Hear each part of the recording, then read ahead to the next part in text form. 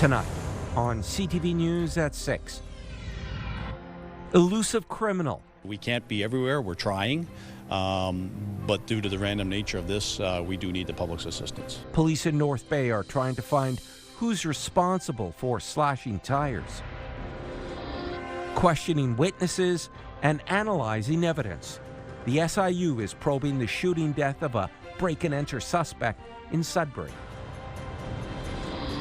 And for those who are environmentally conscious, on the outside, this is where you're going to feel like the mushroom type of fibers. An option in Sudbury to reflect a loved one's commitment to the environment, even in death. CTV News at 6 with Tony Ryma and Rick Wyman with weather.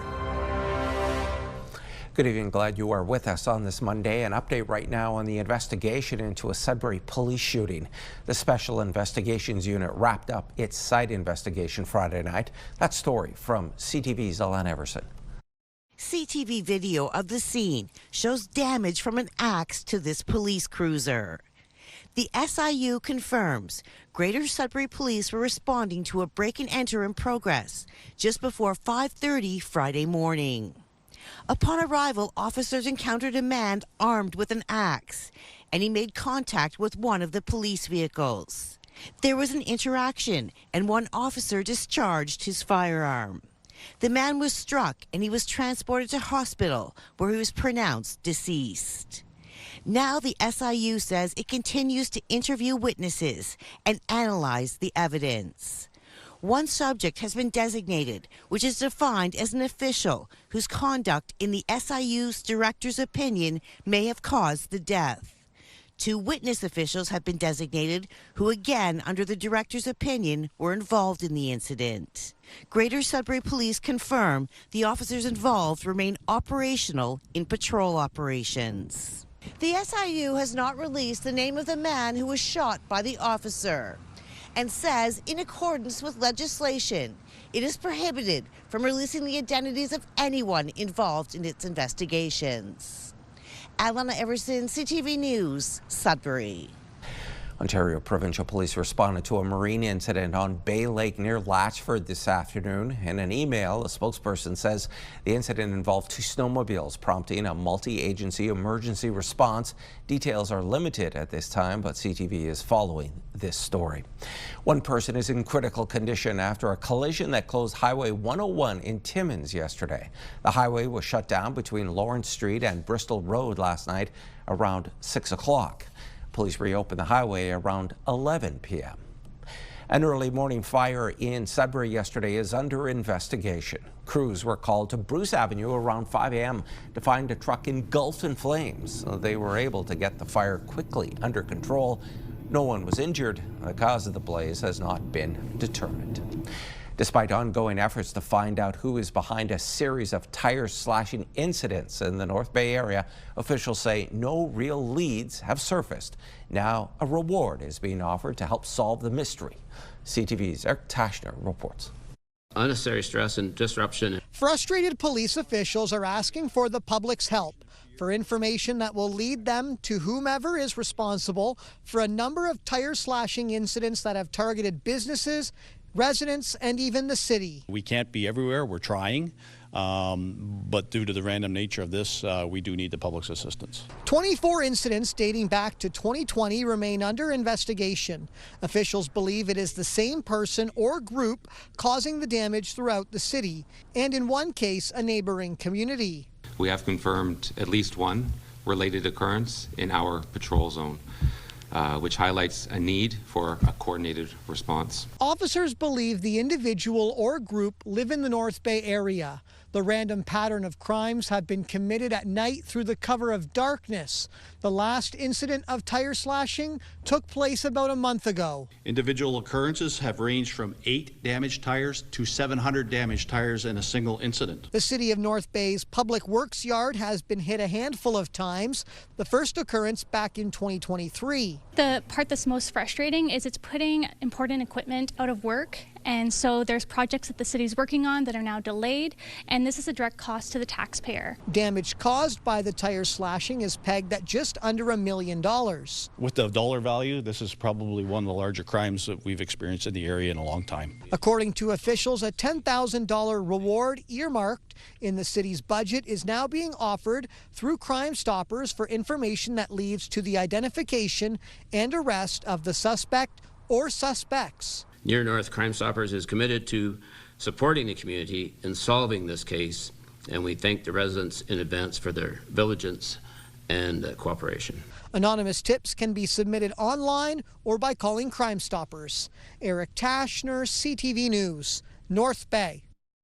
A 13-year-old is in police custody after a sexual assault in Sault Ste. Marie. Police were called to a disturbance involving a youth Saturday night where they say a 13-year-old sexually assaulted a youth. When an adult intervened, the 13-year-old verbally threatened them. The teen was held in police custody on charges of sexual assault and uttering threats. You can read more about this and all of our stories on our website, CTV News Northern Ontario.ca. A 57-year-old man was charged with assault Sunday morning following an incident with a snowblower. According to Sault Police, the man got into an argument with someone and intentionally directed snow from the blower at them. No injuries were reported, and police say the victim and the accused knew one another. Provincial police have a new tool, a mobile crisis response team they plan to station out of Blind River. The program will pair a mental health professional with police officers to provide immediate, compassionate support to those people in crisis. The team is designed to assist with a wide range of police calls for service, not just those related to mental health. It'll also provide follow-up services to ensure smooth transitions to longer-term supports. The whole idea behind the mobile crisis response team is just that. It is a team. And a lot of times when the OPP go to someone's door, and if it's a tense situation, sometimes it can just make it that much more tense, just the uniform in itself. But by having the crisis worker working with people in response to their calls, it can help dissipate a situation a lot easier. OPP say the MCRT is a police-based response and will not replace existing community crisis services. Shifting gears now and get ready for snow and more snow. To tell us more, here's CTV's Rick Wyman. Well, Tony, we've talked about it for the last couple of weeks. We get some nice weather, then we get the onslaught of flurries or squalls. Squalls are becoming a real pain weather-wise as of the last couple of weeks, particularly in Sault Ste. Marie. The squall warning right now, Wawa, 5 to 10 centimeters of snow, and then another 10 for tomorrow. Sault Ste. Marie, about 10 centimeters as well. So the squalls will be piling up. And in Greater Sudbury, again, 10 to, 20 centimeters of snow squall activity. People are saying, why is it just Sudbury and Sault Ste. Marie? Well, we'll get into details a little bit later on. Tony, back to you. Thanks, Rick. A silver lining still to come on CTV News at 6. A meeting with the federal government, Algoma Steel and union leaders could see some workers returning. And big city mayors talk politics and issues affecting their communities. When you see it happen, send it to CTV News. Text 10400 from your screen to ours. Text 10400. A Friday meeting between the federal government, Algoma Steel, and its unions could bring hundreds of jobs to the Sault steelmaker. Almost half of the 1,000 laid-off workers could be back on the job by the end of next year. CTV's Corey Nordstrom reports. Canada's Minister of Industry visited Sault Ste. Marie on Friday for discussions with Algoma Steel and representatives from both local United Steelworkers. Melanie Jolie left with commitments from the steelmaker, including a move to begin new production and bring back some of the 1,000 employees set to be laid off in March before the end of 2026. With all the right conditions, get the beam division up and the specialized plate division up rather quickly in transition. So that, if all the conditions are met, would result in approximately 500 permanent jobs. But there'll be construction jobs, ahead of that to build those divisions up. A business case cementing the discussions last week still has to be finalized, but Sheehan notes that retraining will also be a focus. Sort of a one-point contact, which, is streamlined so that workers and the training agencies, including, Sault College, Algoma University, and whomever else is identified, we can get that training done expeditiously. Union officials note how the talks with Jolie changed the morale for many at the steel plant, adding that his union is asking for guarantees that unionized, laid-off workers will be among the first to come back for the new work.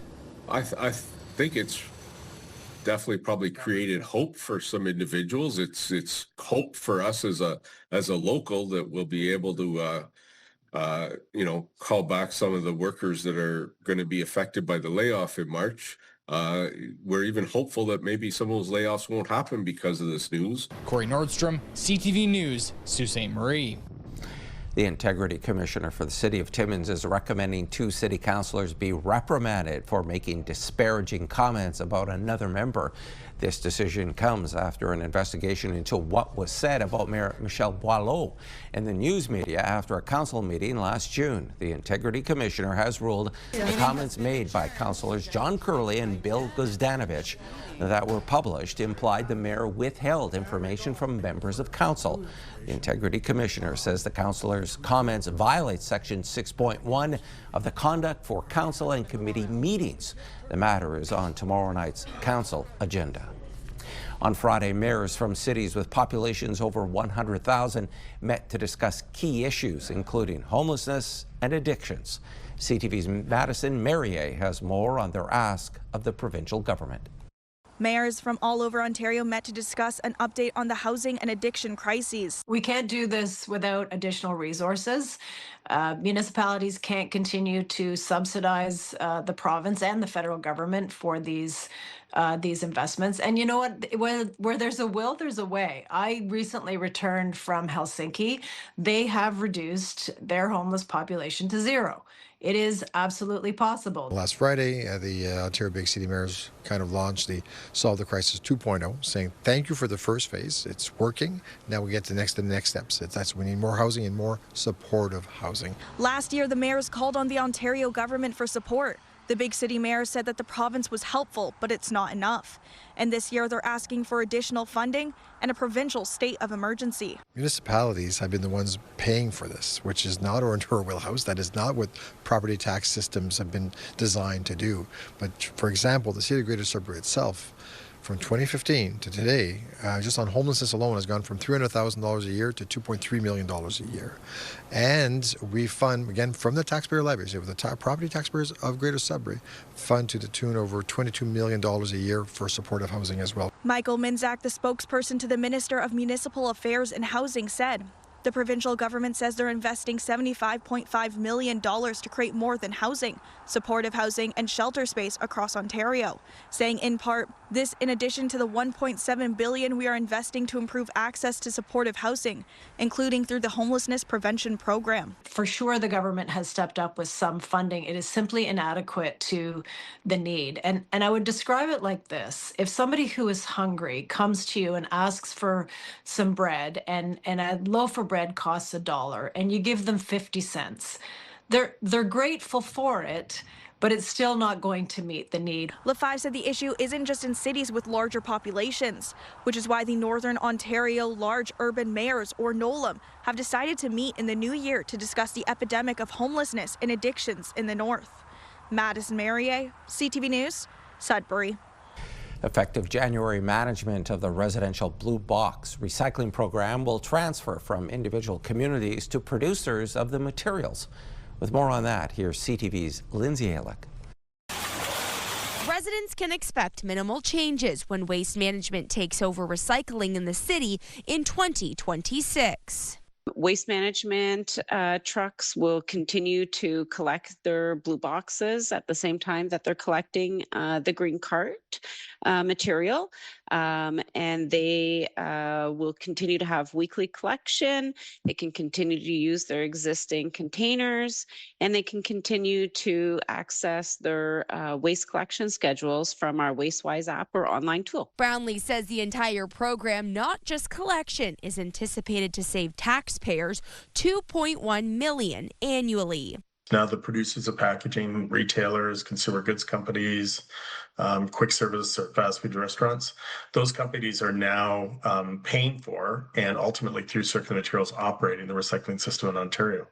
And I think that's a positive development and hopefully one that'll pave the way to see more and more recycled content show up in new products and packaging. Circular Materials has been transitioning since 2023, and Langdon says for the most part it's gone really well and will continue to get easier for households in the new year. Across the province, we'll have one standard list of materials accepted at curbside for recycling.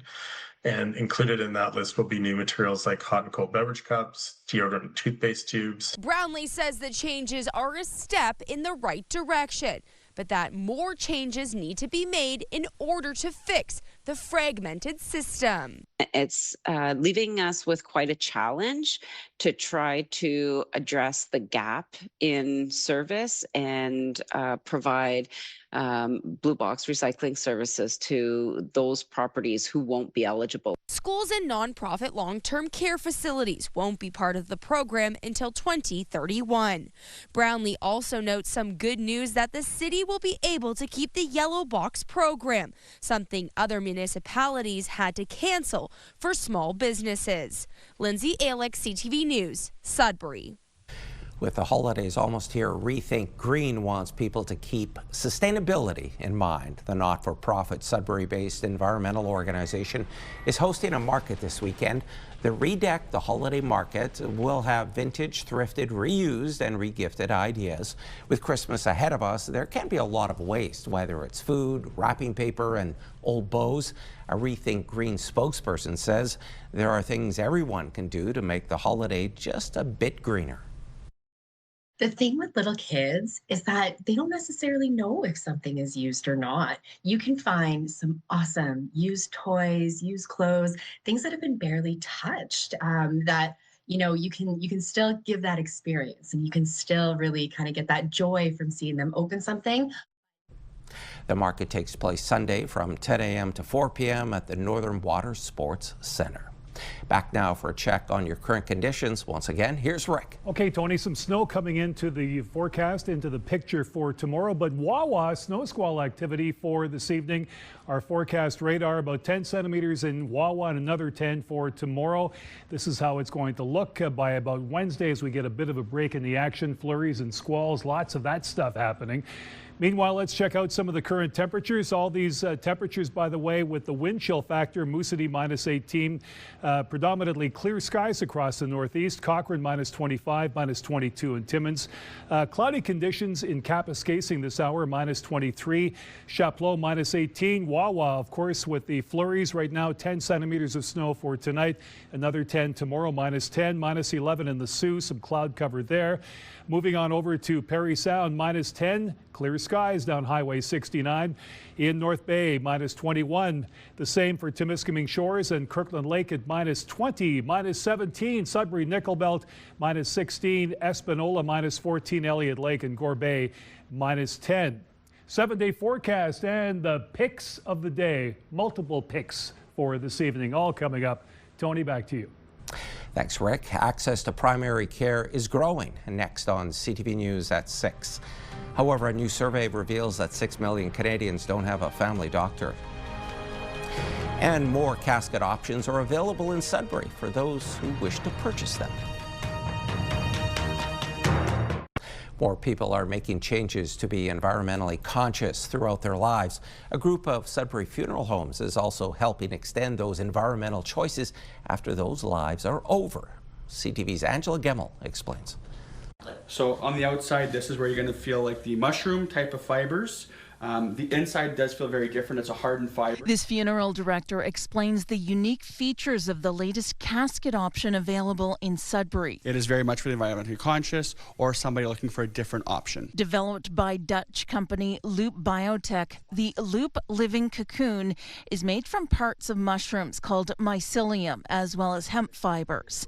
It takes 7 days to create one of these living coffins and 45 days for it to biodegrade naturally, enriching the soil and supporting biodiversity. It's a very unique product to begin with. The feel of the casket, the inside just feels like a regular hardened kind of shell with a moss interior, whereas the outside actually feels like a mushroom. Shrigley says the family who owns the Lougheed and Jackson and Barnard funeral homes in Sudbury wanted to provide an option that breaks down faster than a traditional one, which could take 10 to 15 years to start decomposing. It's obviously one of the many things that we've done over the years to stay environmentally conscious as a company. It was in September when the Mount Pleasant Group in Toronto became the first in Canada to offer these mushroom-grown coffins, which are 100% natural. It says the product reflects a growing demand for environmentally responsible end-of-life options and reinforces MPG's leadership in sustainable funeral practices. The mushroom-grown coffin costs about $5,000, which Shrigley says is mid-range for all the options available. There are provisions for green burials in the city's bylaws. There's just no designated area currently for them. In the end, the Lougheeds say these coffins allow families to reflect their loved ones' commitment to the environment, even in death. Angela Gemmell, CTV News, Sudbury. There is developing news tonight involving the province's Skills Development Fund. Provincial police say they'll be launching an investigation into a company connected to the controversial fund. Keel Digital Solutions subsidiary Get Ahead received $2.3 million from the Labour Ministry Skills Development Fund. The fund has been under scrutiny, along with Labour Minister David Puccini, for the allocation of $2.5 million in grants, with critics saying it's a slush fund for supporters of the PC government. According to the province, a routine audit in 2023 showed irregularities in Get Ahead's finances, prompting a forensic audit, which was turned over to provincial police. Keel remains steadfast in its assertion that it has complied with all laws and contract obligations, saying, "We welcome the OPP and will be completely transparent and cooperative. We look forward to the government's apology at the end of this, and we remain focused on facilitating mental health supports for the province's most vulnerable communities." Opposition leaders saying today they want more transparency on the audit and the fund. The Auditor General has already said there was clear preferential treatment, and now we find out that this company was flagged by another ministry. It just defies belief that they wouldn't have known that there were red flags around this application. If you don't trust somebody you're doing business with, why would you do more business with them? Why would you send them more money? They won't. There's no answer. There's no answer. Was it because they were donors? Was it because they were insiders? Was it because you're just generally incompetent? Just give us an answer.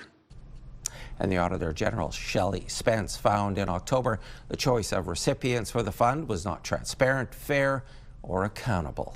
The province is investing $20 million to install concrete barriers at childcare centres in memory of a toddler who was killed in a crash at a daycare in Richmond Hill earlier this year.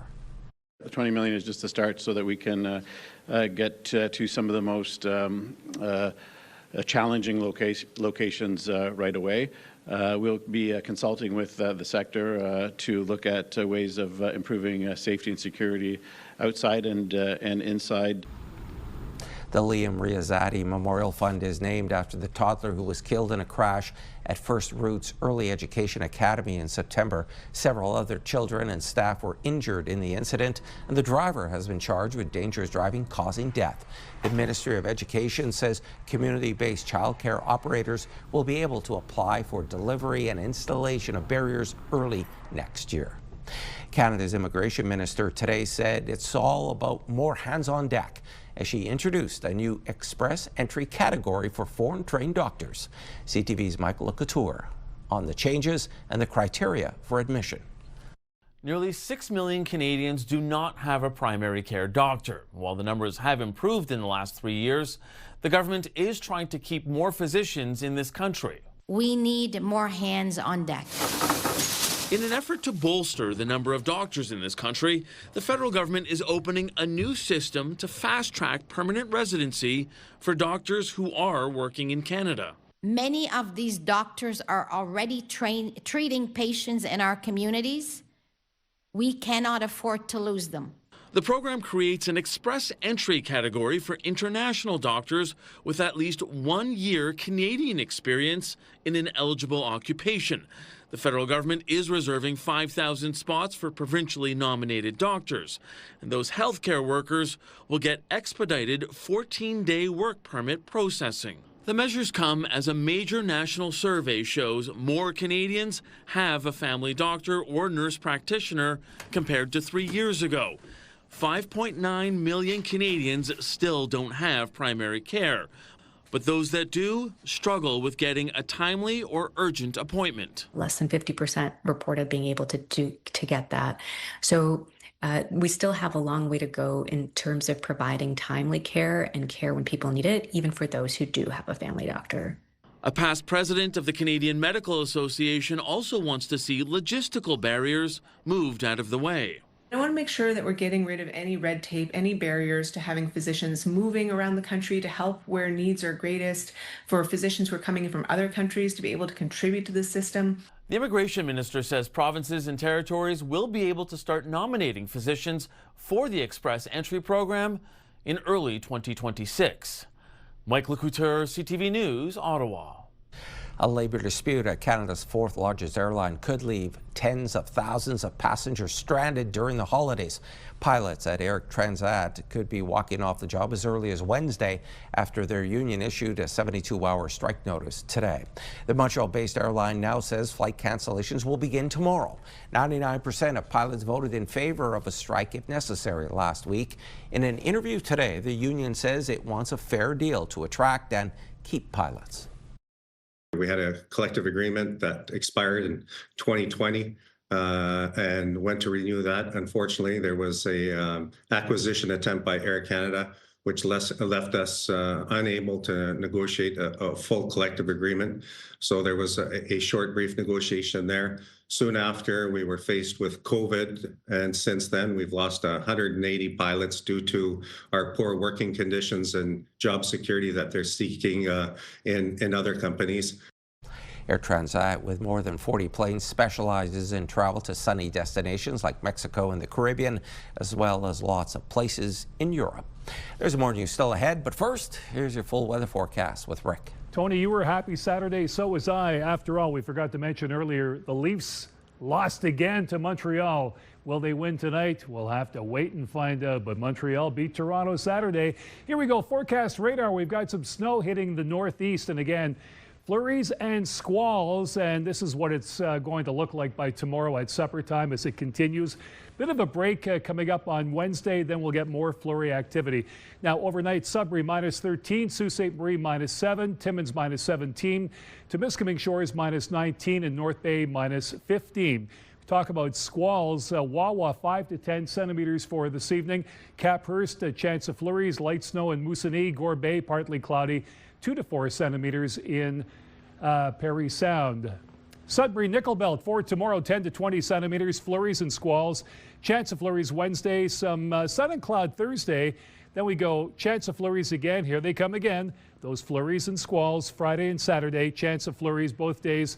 And again, some sun and cloud on Sunday with a high of -11. Sault Ste. Marie, Algoma, flurries, squalls tomorrow, 5 to 10 centimeters, high of -4. Chance of flurries for no less than 5 consecutive days. Take a look at the temperatures, -5, -6, -8, so bearable, but you still have to deal with the squalls and flurry activity over the course of the next couple of days, but tomorrow 5 to 10 centimeters. Timmins, Cochrane, Kapuskasing, snow tomorrow 5 centimeters at -6. Then you've got the chance chance of flurries, no less, for 5 consecutive days. Colder than the Soo, -11, -10, -13, and -14 degrees. Normally, you should be sitting at around -7 for this time of the year, and colder than the normal temperature. Temiskaming Shores, Kirkland Lake. Flurries tomorrow, 2 to 4 centimeters. 2 to 4 for tomorrow evening as well. -5 your high. Chance of flurries on Wednesday, Thursday, Friday, Saturday, and Sunday. Those temperatures, -8, -9, -11, and -12. Those evening temperatures, colder, -13, -15, and -19 for at least Saturday, Sunday, and Monday. Let's have a look now and see what's happening in North Bay, West Nipissing. Flurries tomorrow, 2 to 4 centimeters during the day, and more snow flurry activity tomorrow night. Chance of flurries Wednesday, Thursday, sun and cloud. Friday, chance of flurries. More of the same on Saturday at -10, and some cloud cover on Sunday at -10. So some colder weather, but the flurries will linger in Northeastern Ontario. Let's have a look at our picks of the day.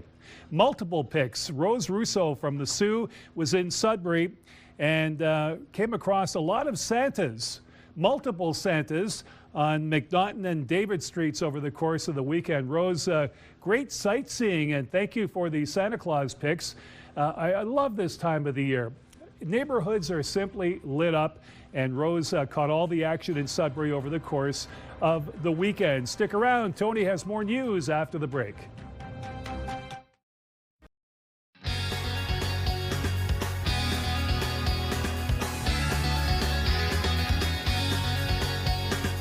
Well, it's a big week, but especially a big day in Pure Country. Coop, it has been day number 1 of the Pure Country Diaper Drive-By in support of the Pregnancy Care Centre and Infant Food Bank. Now, what's special is this is an initiative that's going just about all week long, actually, for Pure Country. Yeah, today was day number 1. We're going to be back here again at the new Sudbury Centre parking lot from noon until 7. And then Friday, Josh and I will be back again between 5:30 a.m. and 12 noon for the big finale. Our goal is 1,000 cases of diapers and wipes for the Pregnancy Care Centre and Infant Food Bank. We did really well for day number 1, but let me tell you, still a lot of work to be done to hit that 1,000 case mark. Our center serves between 300 to 500 families per year.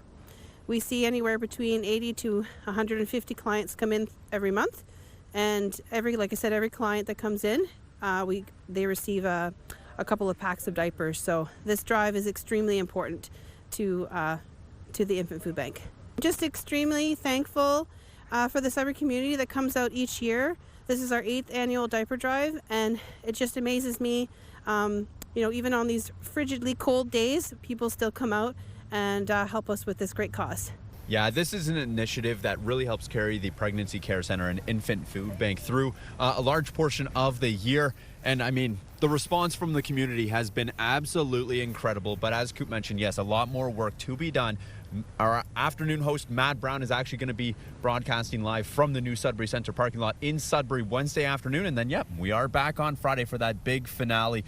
Both cases of diapers being accepted. There's wipes, but also monetary donations too. Yeah, monetary donations. You can drop off at any of the Shoppers Drug Mart locations in town. You can make a donation online. Many different ways for you to give. But would you help us reach that 1,000 case goal? I think we can do it. Those details are posted at purecountry917.ca if you'd like to get some more info, or listen on the air as well. You can find us 91.7 on the dial, or by searching up Sudbury's Pure Country on the completely free iHeartRadio app. The Christmas telethon right here on CTV is in the books for another year, and on the weekend you came through once again. CTV's Amanda Hicks has more. This is Christmas. Yes, Christmas, my dear. The 77th CTV Lions Christmas Telethon saw 40 performances and numerous donations, both in person and by phone, along with hundreds of hours of hard work. It all added up to a grand total of $357,742, surpassing the original goal of $325,000. It was great. All the help we could have from 15 Lions clubs in the area, and especially the crew at CTV here in Sudbury, was just wonderful. Everybody working together to make it happen. And while the music has stopped, the work is far from over. We start preparing as the first Monday after the telethon, and the toys comes from Toronto to us too. Too many volunteers. Telethon itself, we start in August, our meetings, and even telethon is done, we don't finish till the end of May. So the only break we have is June and July. This week, 60 to 80 volunteers will begin sorting 16,000 toys over the course of 3 days. On Saturday morning, all of these presents will be delivered to ensure children in at least 10,000 families have a present to open on Christmas. The area we covered is from the Sault, Elliott Lake, Manitoulin Island, all the way up to Anabing Fall, all the way down to Temiskaming by North Bay on the Quebec side. Curry says he is grateful to the community for opening their hearts and their wallets, but encourages all to honor their pledge so their act of kindness can reach every family. Amanda Hicks, CTV News, Sudbury. The annual Legion Meat Pie fundraiser in North Bay is wrapping up, and it's been a successful one, baking and selling 6,000 pies. Today was the second Meat Pie Baking Day. Every Monday and Wednesday since September 22nd, about 20 volunteers bake, package, and sell the pies. Orders come in from all across Ontario. Money from the sales go to maintain Royal Canadian Legion Branch 599. This year, the funds will be going to roof repairs and installation. We did our first 3 bakes of 252 pies. They were sold out. Then we went to 264 a day. They were sold out for another 7 weeks. And we've been playing catch up ever since. And I'd like to stress to everybody, next year, please call ahead and put your order in. And the Meat Pie fundraiser started in 1989 to send the West Ferris Legion Color Party to a convention in Niagara Falls. It was so popular, the delicious tradition continues. A woman from Timmins is being recognized for her community service. Celeste Lavie is the latest recipient of the Heart of Gold Award. She was selected for her contributions to music and Francophone culture. The award goes to someone who has made a positive impact on the community and for outstanding accomplishments. A musical based on singer Britney Spears still ahead on CTV News at 6. This is what happens when the world of happily ever after collides with the music of a global pop icon. Clothing consideration provided by Fashion Fair. Beautiful clothing for today's woman, where quality makes the difference. This month, the Sudbury Performance Group is turning up the sparkle and rewriting the fairy tale rule book this Christmas. To tell us more, Mark Manistow now joins us. Hi there, Mark. How are you doing? I'm doing well. So what's the name of this production? Once Upon a One More Time, and it's all fueled by the hits of none other than Britney Spears. Okay, it sounds extravagant. Give us a brief preview of this production. Sure. It's actually a really fun show, and as I mentioned, it's all fueled by the hits of Britney Spears. And you know, I'm past the Britney Spears craze when she was like the thing, but I didn't really understand how many songs of hers I actually knew and kind of enjoyed until I started getting into the show. It's basically the world of fairy tales: Snow White, Cinderella, Sleeping Beauty, Hansel and Gretel, and it's all turned upside down, and it's all done to the music of none other than, as I say, Miss Britney Spears. And the production starts December 11th, and it runs until the 20th at Thornlow University. Yeah, up at Thornlow University, and as you said, it goes from the 11th until the 20th. And what about rehearsals? How about the cast? Are they feeling comfortable about the show before it actually hits the stage? Yeah. So we've got a mix of young and old in this show, which is really great because we've been able to pair some of our younger performers with our more seasoned performers as a bit of a growing test for them, and. But they're ready to go. They are ready to go, and they've been practicing now since September on their songs, their dances, their acting, and it's going to be tons of fun. All they need now is an audience to perform in front of. And how exciting is that? Is it always better to perform in front of a live audience? Rehearsals are one thing, but do you see your talent, the performers in this show take it up a notch, especially in front of a live audience? 100%. Performing in front of a live audience is like nothing you'll ever experience, because for the past 4 months, we've been sitting in rehearsals and we've been hearing the same jokes and the same songs, and sure, they're good, but then all of a sudden you get in front of a live audience and they're experiencing them for the first time. So they're laughing at all the jokes that we've kind of been hearing every day for the past 4 months, and they're enjoying the songs and they're cheering and clapping along. And then all of a sudden that feeds the performer, and all of a sudden you see that performance go from, let's say, an 8 to a 12, and it's really magical to see a performer perform in front of a live audience. Mark, nice to see you again. You and the crew break a leg. Thank you. Mark Manisto was our guest, and to find out more about the Sudbury Performance Group and its latest production, head to the website sudburyperformance.ca. It's time now for our weekend wrap-up starting in the OHL. The Sudbury Wolves had a solid showing against the Sarnia Sting Friday night. They take the win 3-1. The Sioux Greyhounds were also playing at home Friday night. They decimated the Oshawa Generals with an 11-2 victory. Things were not so great on the road for the North Bay Battalion. Saturday, they were in Brantford, where the Bulldogs chewed through the troops 7-2. Sunday, the battalion would push the game to overtime in Niagara, but the Ice Dogs come away with the win 2-1. The Wolves led their Sunday matinee through 2 periods, but allowed the Oshawa Generals 4 unanswered goals in the third, dropping that game 6-3. In the Sioux, the Greyhounds would have another high-scoring affair. Here's a lead pass now as Brady Martin gets a breakaway. Martin going in on goal, a shot, great save, rebound, they score! Brady Martin with a shorthanded goal in the second period. He'd score another in the third, helping the Hounds to a 7-2 victory over the Sarnia Sting. Martin is off to training camp for Canada's World Junior team. He has 5 goals and 11 assists for 16 points on the season so far. Martin was drafted in the first round by the Nashville Predators earlier this year. Martin is the only player from a northern team to make camp. The World Juniors will be in Minneapolis and St. Paul, Minnesota starting Boxing Day. The Timmins Rock are on the move this week in the NOJHL standings, climbing into second spot, just a point behind the Sudbury Cubs. The Rock are on a 12-game winning streak after a stellar weekend on the road. The Rock may have won their games, but the Blind River Beavers stole a point from them yesterday, forcing the Rock to overtime, that point making a difference today in the standings. A small movie has a promising debut, and one of the biggest movies ever returns to theaters. David Daniel has those stories in tonight's Hollywood Report. Avengers!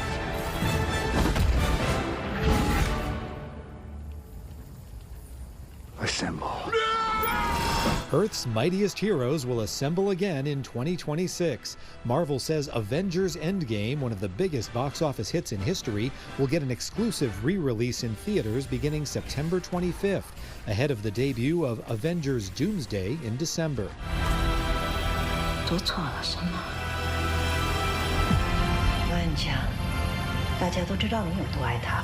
A strong start for Rosemead. The drama, starring Lucy Liu as a mother desperate to protect her troubled teenage son, made an estimated $50,000 over the weekend at one New York theater, one of the best per theater grosses of any film this year.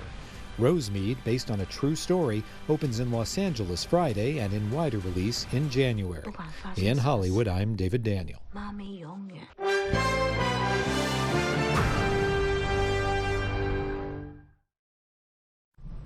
And now with a look at today's business news, here's Morella Fernandez from BNN Bloomberg. The media and entertainment company put a $108 billion deal on the table. That includes assuming Warner Brothers Discovery debt. The Netflix offer is about $83 billion US. If Warner Brothers decides to accept the new offer, it would be forced to pay Netflix just under $3 billion US as a penalty. Whichever way it goes, a deal would likely face some sort of federal review. Here are the closing numbers for the day. The Canadian dollar is 72.16. West Texas Intermediate crude is down over $1 to 58.86. Western Canadian Select is up to 46.74. And the TSX lost 141 points today to end the day at 31,100. 169. Those are your business headlines. I'm Morella Fernandez. And here are the current prices for some key commodities we watch. Gold down $6.16, closing the day at $41.9164 US an ounce. Silver down 27 cents to end the day at $58.13. Copper moved forward to $5.27, and nickel down 2 cents, ending the day at $6.66 US a pound. And Rick is back now for one last look at your Tuesday weather. Well, Tony, we've got some snow in the forecast in the form of squalls and flurries right through northeastern Ontario. I talked about it last week ad nauseum. For instance, in Greater Sudbury, 10 to 20 centimeters starting by tomorrow morning. Expect a high of -5 as the temperature rises overnight. Timmins -6.5 centimeters. Sault Ste. Marie 5 to 10 centimeters as well, with a high of -4. Let's have a look now at what's happening in North Bay. Now 2 to 4 centimeters in the Bay, some flurry activity, -3. 5 to 10 centimeters in Parry Sound at -2, and Temiskaming Shores 2 to 4 centimeters as well, and more in the evening as well, with a high of -5. So again, that Highway 17 corridor is going to be hit harder than some parts up north. Closer you are to water, like Wawa, you'll get the squalls and the flurry activity. Wawa 5 to 10 this evening, and another 10 for tomorrow. Tony, back to you. Get that shovel ready. Yes, absolutely. Thanks so much for that, Rick. And finally, this hour, what would you do to celebrate your 106th birthday?